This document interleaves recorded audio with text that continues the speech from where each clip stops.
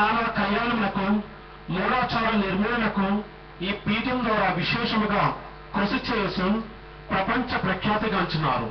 వీరికి బొకేను అందజేయవలసిందిగా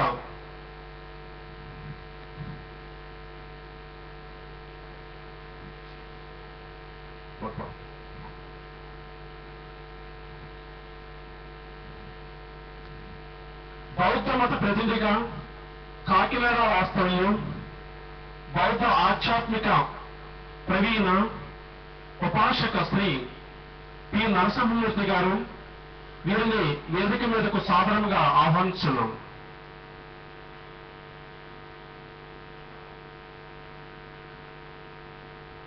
జైన మత ప్రతినిధిగా కాకినాడ వాస్తవ్యం జైన ఆధ్యాత్మిక ప్రవీణ శ్రీ భవర్లాల్ జైన్ గారిని కూడా వేదిక మీదకు సభ తరఫున సాధారణంగా ఆహ్వానం పలుకుచున్నాము.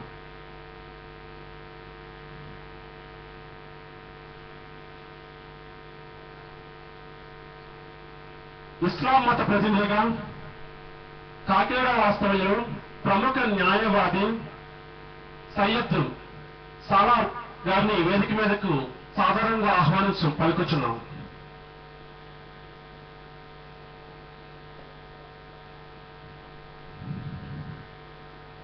శ్రీ శ్రీ శ్రీ గురువర్యుల వారికి బొకేను అందజేయవలసిందిగా అప్పలరెడ్డి గారు కూర్చున్నామండి.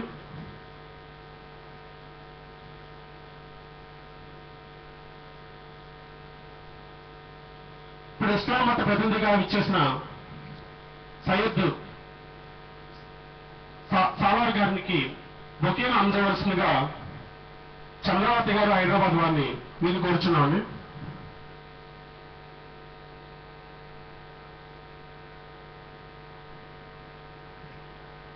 క్రైస్తవ మత ప్రతినిధిగా విచ్చేసిన పాస్టర్ రెవరెండ్ లాజరస్ గారికి బొకేను అందజేయవలసిందిగా చంద్రరావు గారిని కూర్చున్నాం. బౌద్ధ మత ప్రతినిధిగా విచ్చేసిన బౌద్ధ ఆధ్యాత్మిక ప్రవీణ పి నరసింహమూర్తి గారికి బొకేను అందజేయవలసిందిగా చంద్రరావు గారిని కూర్చున్నాం.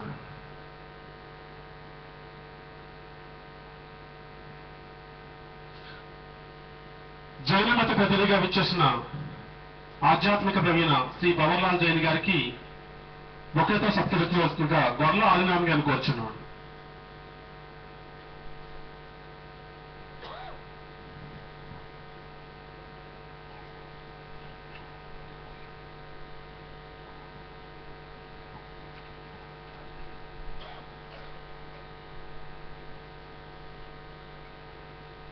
Thank you sir. పీఠాధిపతి డాక్టర్ ఉండాలి షా వారి యొక్క అమృత హస్తాలతో జ్యోతి ప్రజ్వలన చేయవలసిందిగా విజ్ఞప్తి. మతాధిపతులందరూ కూడా వారికి కూడా ఉండి ఆ జ్యోతి ప్రజ్వలన కార్యక్రమంలో పాల్గొనవలసిందిగా మనం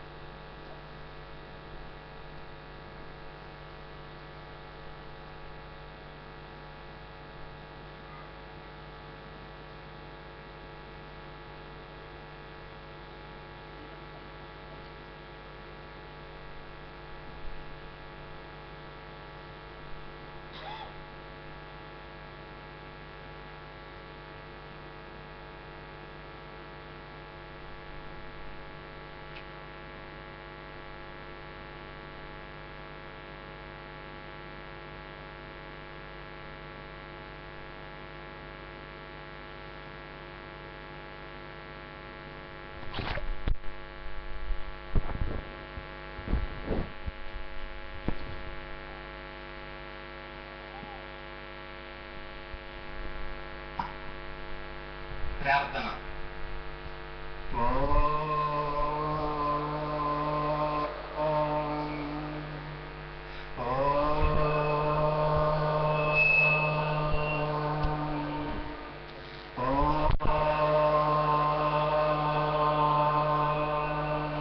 గురుర్బ్రహ్మా గురుర్విష్ణు గురుర్దేవో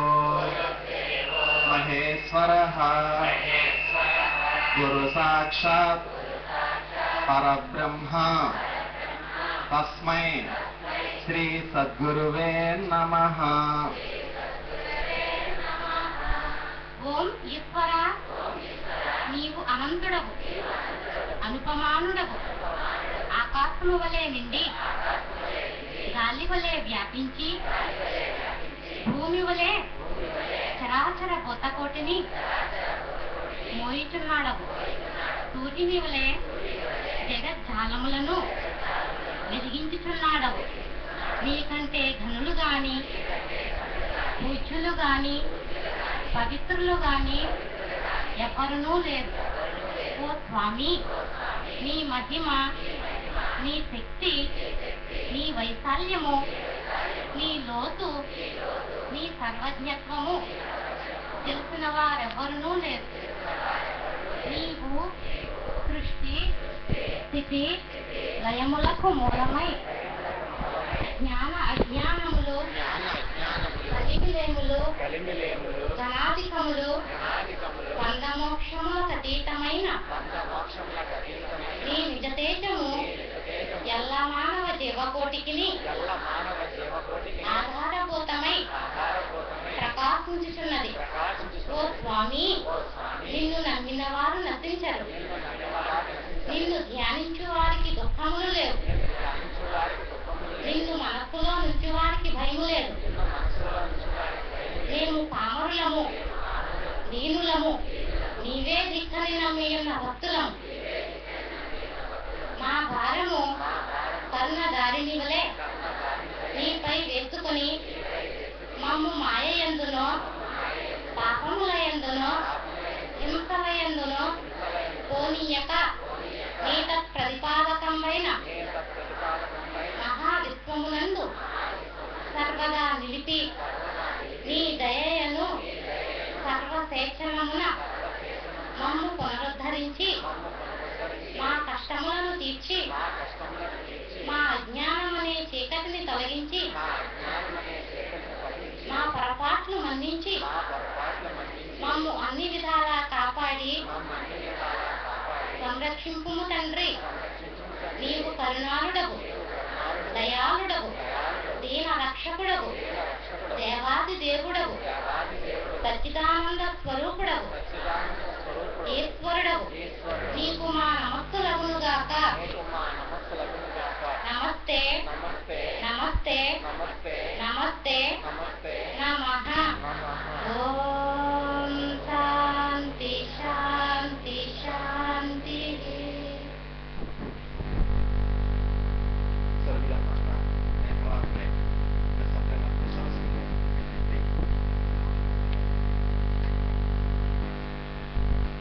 మల్లెపాముల శేషావలక్ష్మి గారు.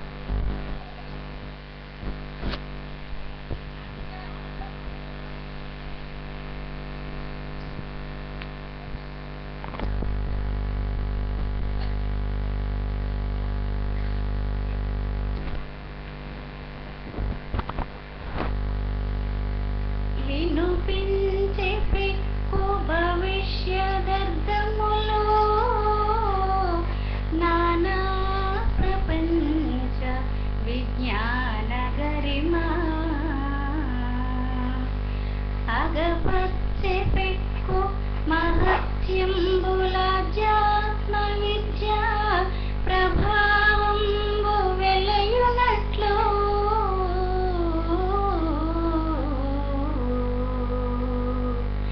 శోభించి హృదయ విశోభిత నాకాసోపాన పంక్తి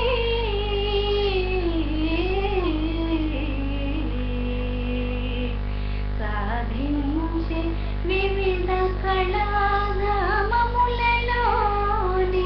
అమృత స్వరూప దివ్యానుభూతి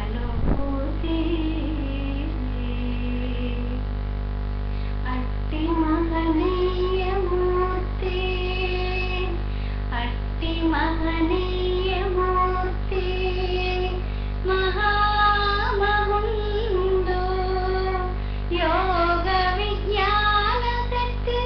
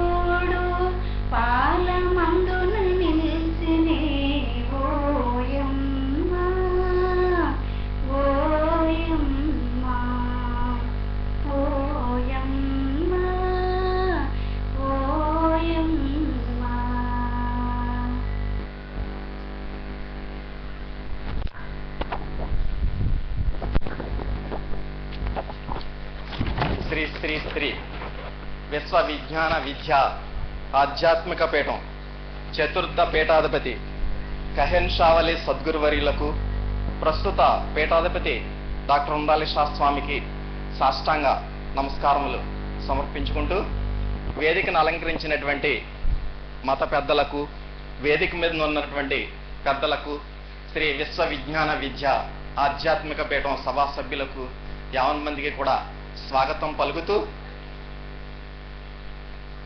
సర్వమత సమ్మతమైన ఈశ్వర ఏకత్వ ప్రతిపాదనతో కూడినటువంటి ఆధ్యాత్మిక తత్వాన్ని ప్రబోధించే మహోన్నత పాఠశాల శ్రీ విశ్వ విజ్ఞాన విద్య ఆధ్యాత్మిక పీఠం.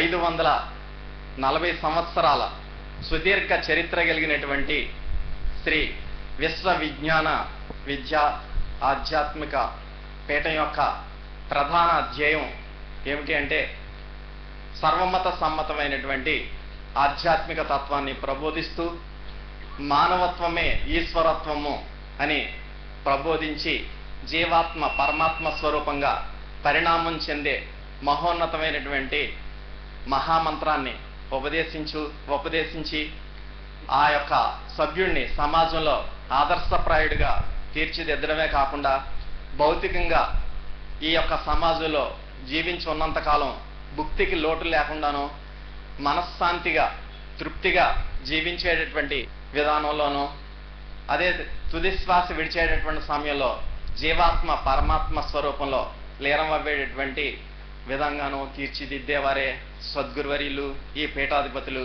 గత భారతదేశానికి ఈ పీఠం 1472లో వచ్చిన దగ్గర నుంచి ఈ పీఠాధిపతులు వంశపారంపర్యంగా ఈ యొక్క పీఠానికి మహోన్నతమైనటువంటి విశిష్టత ఏమిటంటే, అగ్రనందనుడు పీఠాధిపతి కావడం అనేటువంటిది మహోన్నతమైనటువంటి విషయం.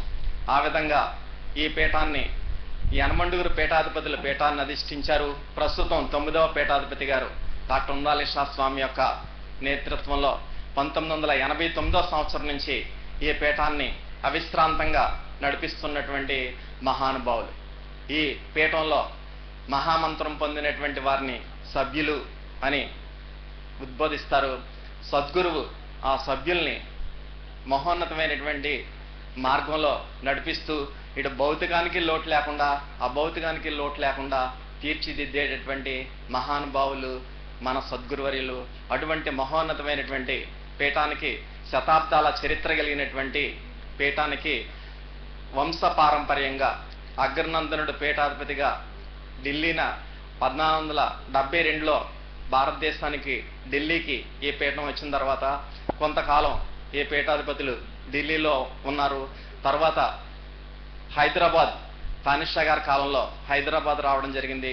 అక్కడి నుంచి పెద బ్రహ్మదేవం మీదుగా తుని చతుర్థ పీఠాధిపతి గారి కాలంలో, బ్రహ్మర్షి కహెన్ షావలి సద్గురువర్యుల కాలంలో తునిలో సుమారు ఒక 250 సంవత్సరాల క్రితం ఈ పీఠం తునికి రావడం జరిగింది.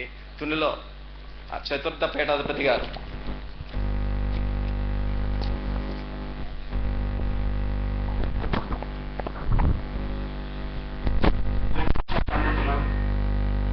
ఆధ్యాత్మికవేత్త, ఆంగ్ల అవధాని, కౌముదీ పీఠం అధ్యక్షులు శ్రీ బాబుశ్రీ గారిని హిందూ మత ప్రతినిధిగా వేదిక మీదకు సగౌరవంగా ఆహ్వానిస్తున్నాం.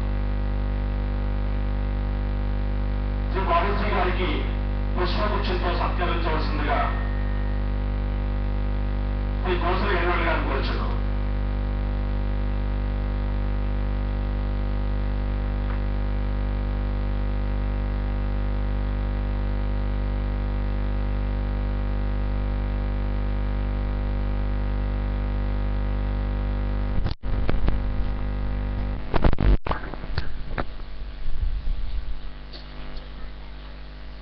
శ్రీ బాబుశ్రీ గారికి బొకేను అందజేస్తున్నారు.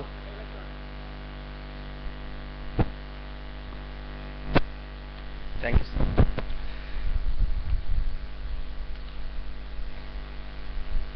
ఈ పీఠం ఢిల్లీ నుంచి హైదరాబాద్ తానిషా గారి కాలంలో హైదరాబాద్ వచ్చిన తర్వాత హైదరాబాద్ నుంచి పెద బ్రహ్మదేవం మీదుగా చతుర్థ పీఠాధిపతి కహన్ షావలి సద్గురువర్యులు ఒక దర్గా ప్రాంగణంలో ఇక్కడే కూర్చున్నాం మనం.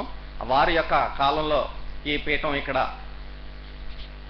వారి యొక్క కాలంలో ఆధ్యాత్మిక తత్వాన్ని ప్రబోధించి కల్కి భాగవతం అనేటువంటి మహోన్నతమైన గ్రంథాన్ని రచించినటువంటి మహానుభావులు. ఇందాక శాస్త్రావరలక్ష్మి గారు పాడినటువంటి కీర్తన కూడా ఆ కల్కి భాగవతం అనేటువంటి గ్రంథం నుండి పాడినటువంటి కీర్తన.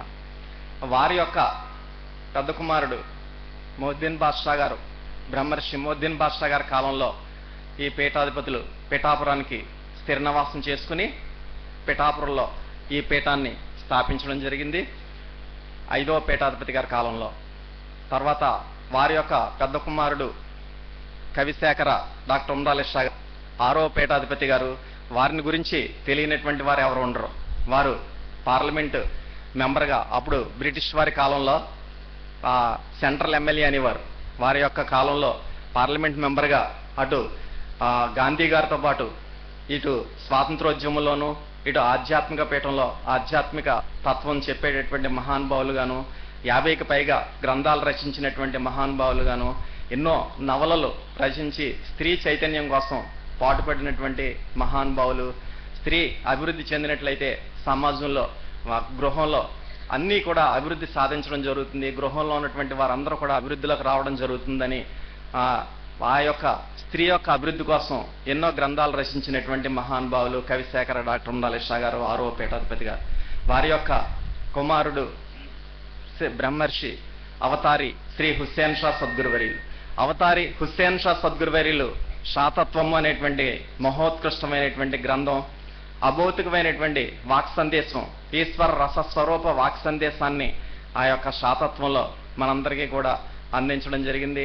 మానవుడు అనేటువంటి చాప్టర్ మొదలుకొని ఆశ్వాసాంతము తుది శ్వాస విడిచేంత వరకు కూడా మానవుడి యొక్క దైనందిన జీవితంలో ఎదురవ్వేటటువంటి తల్లిదండ్రులు, తలదేవ భార్యాభర్తలు, అదేవిధంగా స్నేహితుడు, పవిత్రత, శీలము, అరిషడ్ వర్గాలు, సుషుమ్న, ఇలా ఒకటి కాదండి ఎన్నో టాపిక్స్ దైనందిన జీవితంలో ఎదురయ్యేటువంటి ప్రతి సమస్యకి కూడా పరిష్కార మార్గం చూపించేటటువంటి మహోత్కృష్టమైనటువంటి గ్రంథాన్ని ఇటు భౌతికమైనటువంటి సమస్యలకి పరిష్కార మార్గం ఉంది, అభౌతికమైనటువంటి ఆత్మ పరిణామానికి పరిష్కార మార్గం ఉంది. అటువంటి మహోన్నతమైనటువంటి శాతత్వం అనేటువంటి గ్రంథాన్ని అందజేసినటువంటి మహానుభావులు అవతారి హుస్సేన్ షా గారు.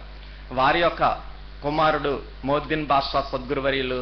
వారి యొక్క ప్రసంగాలన్నీ కూడా తత్వ ప్రబోధము రూపంలో మనకి ప్రస్తుత పీఠాధిపతులు మనందరికీ కూడా గ్రంథాల రూపంలో అందచేస్తున్నారు.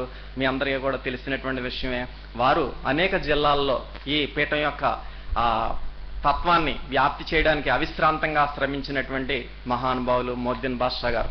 వారి యొక్క కుమారుడు ప్రథమ కుమారుడు డాక్టర్ ఉండాలి షా గారు, ప్రస్తుతం వేదికను అలంకరించినటువంటి డాక్టర్ ఉండాలి షా స్వామి. వారు 1989లో పీఠాన్ని అధిష్ఠించారు. వారు ఈ పీఠానికి ఎంత స్పీడ్గా మరి డెవలప్ చేస్తున్నారు అంటే అంత శ్రమిస్తున్నారన్నమాట స్వామి. మనందరూ కూడా స్వామిని చూసి నేర్చుకోవాల్సింది ఏమిటంటే స్వామి ఎంత శ్రమ పడుతున్నారు, స్వామి ఎంత కృషి చేస్తున్నారు అనేటువంటిది మనం చూసుకున్నట్లయితే మనం కూడా మన యొక్క దైనందిన జీవితంలో ఎంత శ్రమించాలి, ఎంత లక్ష్యంతో ఉండాలి, ఎంత జ్ఞానం నేర్చుకోవాలి, ఏ విధంగా ఉండాలి అనేటువంటి దానికి వారి యొక్క జీవితం ఆదర్శప్రాయం అన్నమాట. వారు 89లో పీఠాన్ని అధిష్ఠించిన దగ్గర నుంచి కూడా అక్కడ పిఠాపురంలో పూజా మందిర నిర్మాణం, అదేవిధంగా భోజనశాల నిర్మాణం, తర్వాత చిత్రాడ రైల్వే గేట్ ద్వారా ఉన్నటువంటి స్థల సేకరణ, ఆ తర్వాత ఆ స్థలంలో సభా ప్రాంగణం మన ఫిబ్రవరి మహాసభల్లో ఆ స్వామి యొక్క అమృత హస్తాల మీదుగా పెద్దమ్మ గారి యొక్క అమృత హస్తాల మీదుగా ఆవిష్కరించడం జరిగిందండి ఆ యొక్క సభా ప్రాంగణం. దాని తర్వాత పూర్వపీఠాధిపతుల యొక్క ఆరాధనాలయం, ఇవన్నీ కూడా స్వామి డెవలప్ చేయడమే కాకుండా ఇక్కడ చతుర్థ పీఠాధిపతి గారి కాలంలో ఇక్కడ ఈ పీఠానికి ఇక్కడ ఉన్నటువంటి స్థలాన్ని కూడా అభివృద్ధి చేసి ఇక్కడ ఈ యొక్క దర్గా ప్రాంగణాన్ని కూడా అభివృద్ధి చేయడంలో ఎంతో కృషి చేశారు. ఇవే కాకుండా తూర్పుగోదావరి, పశ్చిమ గోదావరి జిల్లాల్లో 90 ఆశ్రమ శాఖల్ని ఏర్పాటు చేసి 90 ఆశ్రమ శాఖల్లోనే కూడా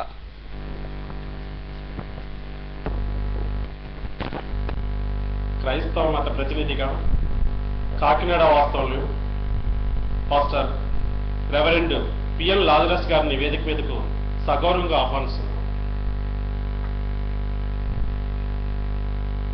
రెవరెండ్ పిఎన్ లాజరస్ గారికి పుష్పగుచ్చంతో సత్కరించవలసిందిగా రమాదేవి గారిని కోరుచున్నాను.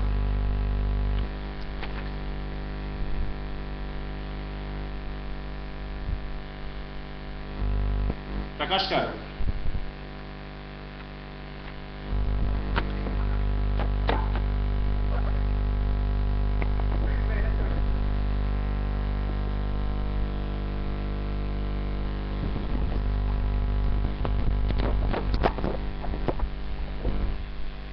ఆ విధంగా ఈ పీఠాధిపతులు తొమ్మండుగురు కూడా ఇటు భౌతికంగా ఈ పీఠంలో మంత్రం పొందినటువంటి సభ్యుడికి భౌతికంగా భుక్తికి లోటు లేకుండా మనశ్శాంతిగా తృప్తిగా ఉండేటటువంటి మహోన్నతమైనటువంటి విషయాన్ని తుదిశ్వాస విడిచేటటువంటి సమయంలో ముక్తి అనేటువంటి మహోన్నతమైనటువంటి విషయాన్ని ప్రసాదించేటటువంటి మహానుభావులు ఈ పీఠాధిపతులు. ఉమరాలి షా గారి కాలంలో Umarali Shah rural development trust అని చెప్పి ఒక ట్రస్ట్ని ఏర్పాటు చేసి ఆ ట్రస్ట్ ద్వారా 5 ప్రధాన సేవలను అందజేస్తున్నారు. అందులో ఒకటి ఉమరాలి షా అక్షర జ్యోతి. నిరక్షరాస్తులైనటువంటి వేలాది మందిని తూర్పుగోదావరి, పశ్చిమ గోదావరి, కృష్ణా జిల్లాల్లో వేలాది మందిని అక్షరాస్యులుగా తీర్చిదిద్దినటువంటి మహానుభావులు. రెండోది వైద్య సేవలు. విద్య ఎంత ప్రధానమో వైద్యం కూడా అంతే ప్రధానం. మనకు ఆరోగ్యం ప్రధానం కాబట్టి ఆ ఆరోగ్యం కోసం ఎన్నో మెడికల్ క్యాంపులు ఏర్పాటు చేసినటువంటి మహానుభావులు. అదేవిధంగా హోమియో వైద్య సేవల్ని విస్తరింప చేసినటువంటి మహానుభావులు డాక్టర్ ఉండాలి షా గారు. అదేవిధంగా పర్యావరణ పరిరక్షణ సేవలు. పర్యావరణం మనం చూస్తున్నాం, కాలుష్యం ఎక్కువైపోయింది. అటువంటి కాలుష్యాన్ని నిర్మూలించడం కోసం లక్షలాది మొక్కల్ని ఆంధ్ర రాష్ట్ర వ్యాప్తంగా హైదరాబాద్ నుండి శ్రీకాకుళం వరకు కూడా ఎన్నో లక్షల మొక్కలను నాటించినటువంటి మహానుభావులు. అదేవిధంగా పర్యావరణానికి హాని లేనటువంటి ఆ విత్తనాలు, ఎటువంటి పెస్టిసైడ్స్ కూడా వాడకుండా ఉండేటటువంటి విత్తనాలను పెరట్లో ఆ కాయగూరలు పండించుకుని స్వయం ఉపాధి పొందేటటువంటి విధానంలో కూడా ఉచితంగా విత్తనాల కిట్ని కూడా మనందరికీ కూడా అందజేస్తున్నటువంటి మహానుభావులు. అదేవిధంగా మహిళాభివృద్ధి కార్యక్రమాలు. మహిళలు ఎక్కడైతే అభివృద్ధి చెందుతారో ఆ దేశం అభివృద్ధి చెందుతుంది అనేటువంటి నినాదంతో మహిళాభివృద్ధి కార్యక్రమాల మీద ఎక్కువ కాన్సన్ట్రేట్ చేసి పొదుపు, పరస్పర సహకారం, ఐకమత్యం పెంపొందింపు చేయడానికి ఉమరాలి షా మహిళా శక్తి సంఘాలని ఏర్పాటు చేసి వాళ్ళని చైతన్యవంతులు చేసేటటువంటి కార్యక్రమాలే కాకుండా నిరుపేద మహిళలు ఎవరైనా ఉన్నట్లయితే వాళ్ళకి కుట్టు మిషన్లని ఉచితంగా పంపిణీ చేసి కుట్టు శిక్షణా కేంద్రాలు కూడా ఏర్పాటు చేస్తున్నటువంటి మహానుభావులు. ఇక లాస్ట్ 5వది దాతృత్వ సేవలు. ఈ దాతృత్వ సేవల్లో ఒకటి కాదండి, ఎన్నో రకాలైనటువంటి సేవలు. నిరుపేద విద్యార్థులు ఎవరైనా ఉన్నట్లయితే వాళ్ళకి ఫీజు కట్టడం లేదా స్కాలర్షిప్లు ఇవ్వడం. అదేవిధంగా వికలాంగులు, మానసిక వికలాంగులు అవ్వచ్చు లేదా శారీరక వికలాంగులు అవ్వచ్చు, వాళ్ళకి 3 చక్రాల కుర్చీ కానీ లేదంటే యూనిఫామ్స్ కానీ ఏదో ఏ రకమైన సహాయం అవసరం అయితే ఆ సంస్థలకి ఆ రకమైనటువంటి సహాయాన్ని చేయడం. ప్రకృతి వైపరీత్యాలు వచ్చినటువంటి సందర్భాల్లో ఆ యొక్క ప్రాంతానికి మన పీఠం శిష్యులు లారీల ద్వారా, వ్యాన్ల ద్వారా వాళ్ళకి అవసరమైనటువంటి మెటీరియల్ని తీసుకెళ్ళి అక్కడ అందచేయడం. అదేవిధంగా వేసవి వచ్చిందంటే ఉమరాలి షా ఈ యొక్క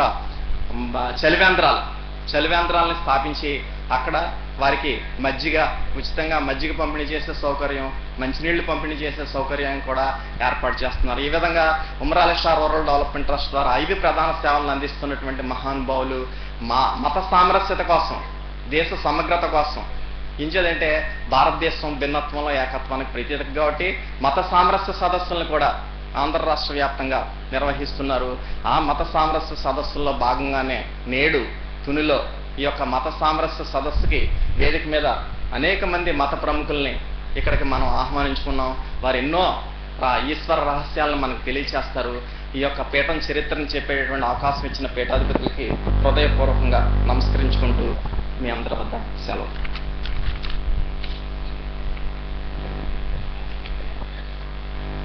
హిందూ మత ప్రతినిధి శ్రీ బాబుశ్రీ గారిని వారి యొక్క ఈశ్వర రహస్యాన్ని మన యొక్క సభ్యులకి తెలియచేయవలసిందిగా మనవి. శ్రీ బాబుశ్రీ గారు.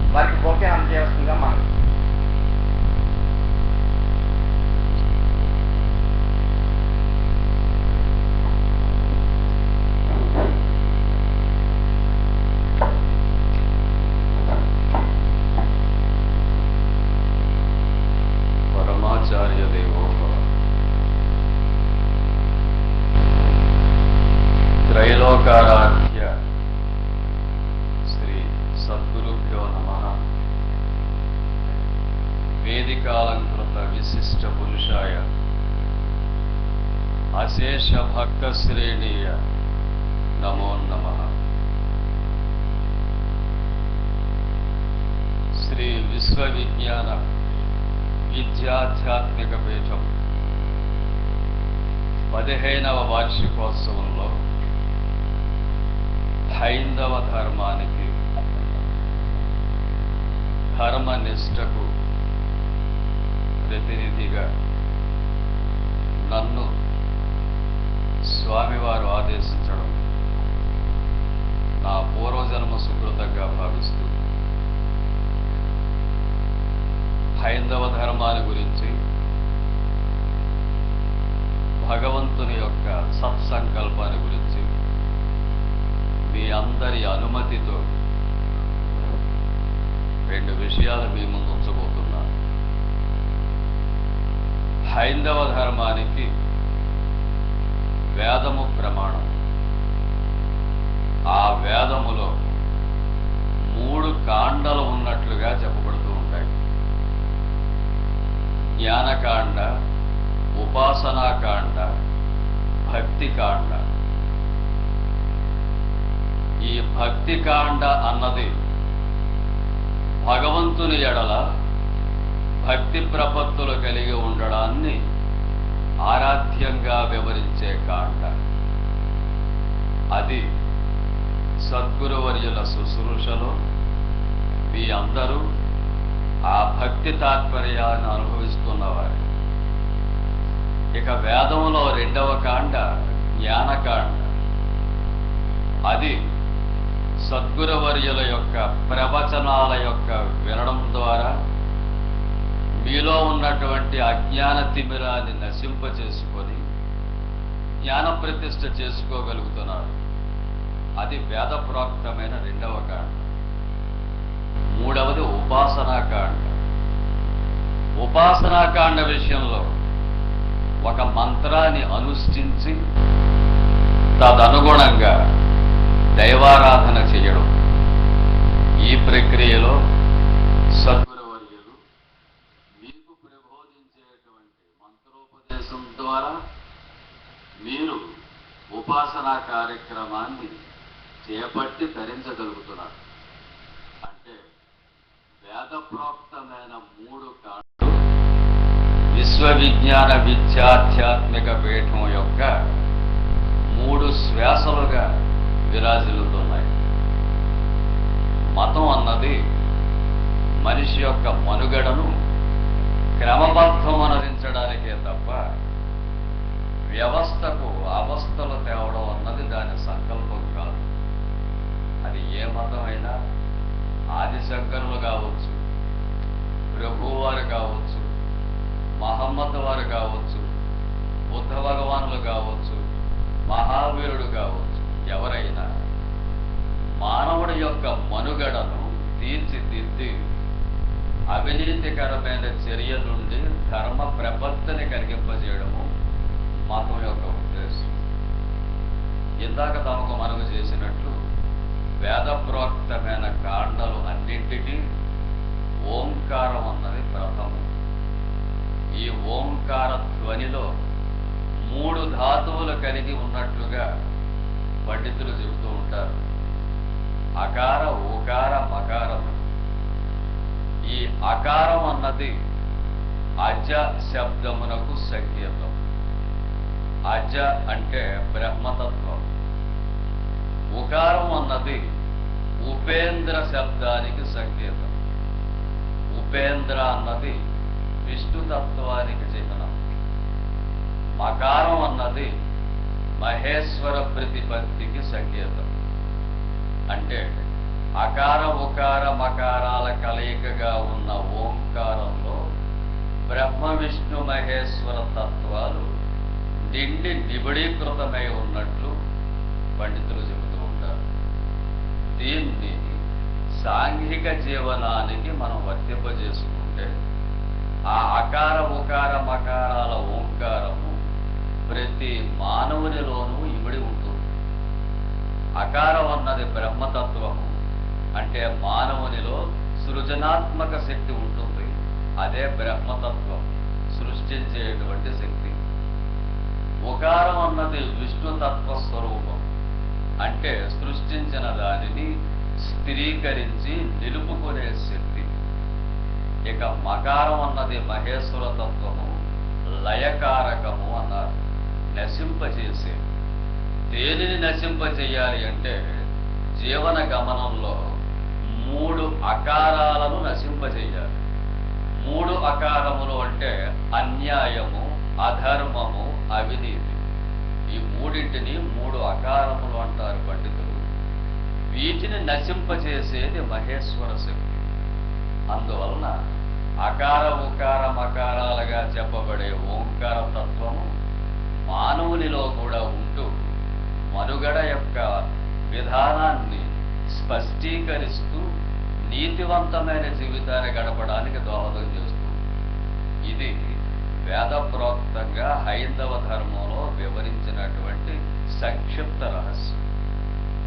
ఇక ఈ వేదాన్ని గురించి వివరించేది ప్రధానమైన గ్రంథము భగవద్గీత. ఈ భగవద్గీతలో మీరు ఉన్న అధ్యాయాలన్నీ అభ్యసించాల్సిన అవసరం లేదండి. మొదటి శ్లోకంలో మొదటి 2 పదాలు అర్థం చేసుకుంటే భగవద్గీత సారం మీకు అర్థమైనట్లే. 18 అధ్యాయాలు చదవవలసిన అవసరం లేదు. మొదటి శ్లోకంలో మొదటి 2 పదాలు మాత్రమే మీ దృష్టిని కేంద్రీకృతాన్ని కోరతాయి. మొదటి 2 పదాలు మొదటి శ్లోకంలో ధర్మక్షేత్రే కురుక్షేత్రే. ఈ 2 పదాలు మాత్రమే గమనించండి.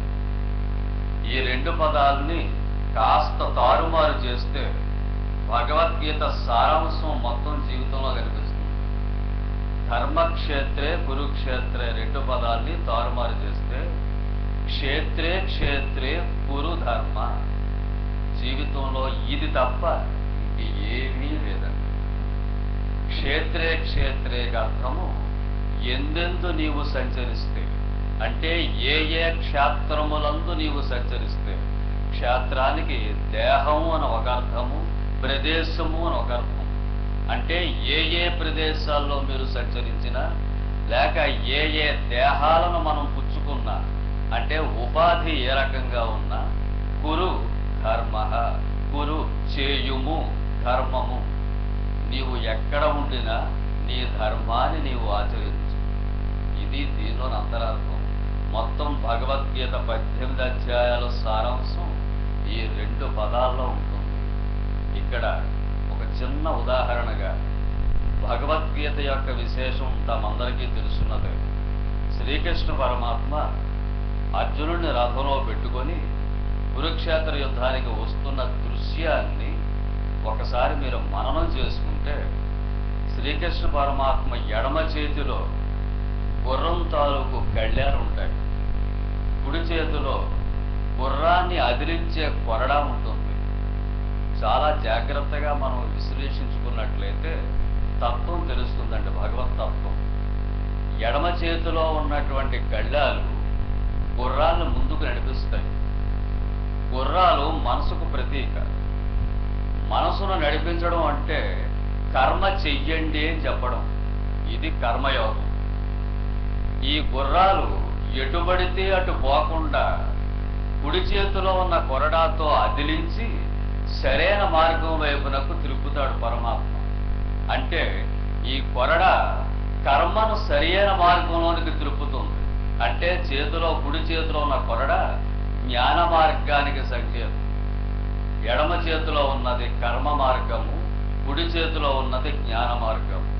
ఈ కర్మ జ్ఞానము 2 పరిపక్వత రావడానికి ఈ 2 ఎవరి చేతిలో ఉన్నాయో మీరు గమనిస్తే భక్తి తత్పరుడు చేతిలో ఉన్నాయి. పరమాత్మ భక్తి తత్పరుడు కాబట్టి కర్మయోగము, భక్తి యోగము, జ్ఞాన యోగము, ఈ 3 భగవద్గీతలో ఉన్నటువంటి యోగాలు. మన జీవనాన్ని ముందుకు నడిపించే యోగాలు. అంటే మీ కర్మ మీరు చేస్తూ జ్ఞానము ద్వారా కర్మను సన్మార్గము వైపునకు తిరుపుతూ భక్తిని తోడుగా తీసుకోండి అని దాని సంకేతము వ్యాస భగవాను యొక్క సృష్టిలో ఉన్నటువంటి ఆంతర్యం. ఇది మన పీఠానికి పరిపూర్ణంగా వర్తించే సిద్ధాంతం. కర్మయోగం అన్న ఎడమ చేతిలోది సత్కర్మ ఆచరణ అంటే సేవా దృక్పథం. అది పీఠం వారి ద్వారా ప్రపంచానికి అందిస్తున్నటువంటి సేవ. కుడి చేతిలో ఉన్నటువంటి జ్ఞాన మార్గము సద్గురువర్యల ఉబోధన ద్వారా ప్రజలకు అందుతున్నటువంటి జ్ఞాన సంక్లిష్టమైన స్థితి. ఇక రెండింటిని మిళితము చేసే భక్తి గురువర్యుల మంత్రోపదేశం ద్వారా అందరికీ లభిస్తున్న భక్తి తత్వం. ఇది ఏ ఒక్క మతాన్ని నిర్దేశించింది కాదు, ఏ ఒక్క మత ప్రక్రియను విమర్శించేది కాదు.